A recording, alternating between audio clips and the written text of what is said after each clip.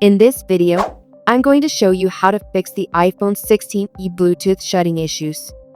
Yes, guys, some brand new iPhone 16e users are experiencing issues where the music stops playing automatically and then restarts after 2 or 3 seconds. This happens after 3 to 4 songs or sometimes even after a single song. If you have the same issue, please follow all my potential solutions before visiting the Apple Store. Bluetooth keep cutting out issue is most likely related to software, not hardware. For example, if you have a Bluetooth connection to a Fitbit tracker, try force closing the Fitbit app and then checking.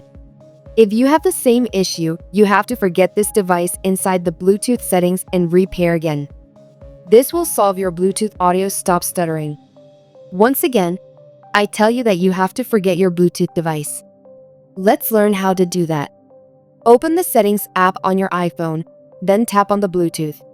On this screen, tap on the eye icon next to Bluetooth device name and click on Forgot this device. If you get pop-up, then click on Confirm. That's it. Now you can reconnect your device according to its pairing procedure. If you have to force restart your iPhone to fix the Bluetooth disconnecting issue, as well as reset network settings under the transfer or reset iPhone setting, these are both good workarounds. In the end, check for a software update on your iPhone. If you have an outdated version, go to Settings, then General, and click on Software Update. Here, you will get the latest version. So please install the Bluetooth sound cutting out bug fix on your iPhone's current software version.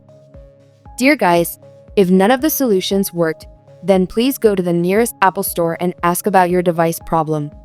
If this issue is from the hardware side and your phone is still under warranty, then they will provide a new phone.